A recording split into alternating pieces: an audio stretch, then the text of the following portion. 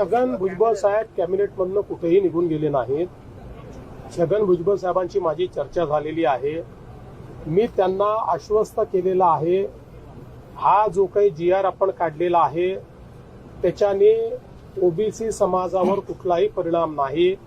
हा सरसकट GR नाही, हा पुराव्याचाच GR आहे. फक्त मराठवाड्यामध्ये इंग्रजांचं राज्य नव्हतं, मराठवाड्यामध्ये निजामाचं राज्य होतं. त्यामुळे इंग्रजांच्या राज्यातले पुरावे हे इतर ठिकाणी मिळतात, मराठवाड्यात मिळत नाही.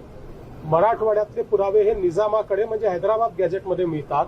त्यामुळे तिथले पुरावे जे आहेत ते आपण ग्राह्य धरलेले आहेत. त्यामुळे जे खरे कुणबी आहेत त्या पुराव्यांमध्ये त्यांनाच हे मिळणार आहे.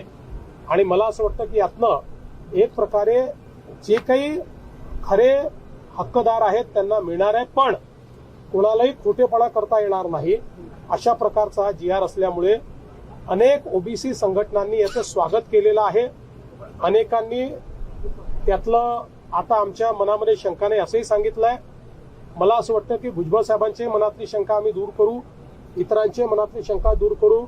एक गोष्ट ओबीसी नेत्यांना देखील माहिती आहे की जोपर्यंत हे राज्य आहे तोपर्यंत ओबीसीवर अन्याय होऊ शकत नाही. जोपर्यंत हे राज्य आहे तोपर्यंत एका समाजाचं काढून दुसऱ्याला देण्याचा विचार होऊ शकत नाही. आम्ही मराठ्यांचं मराठ्यांना देणार, ओबीसींचं ओबीसींना देणार आणि ज्यांना खरा अधिकार आहे त्यांना ते देणार. कोणाचं काढून कोणाला देणार नाही. दोन समाजाला एकमेकासमोर कधीच आणणार नाही.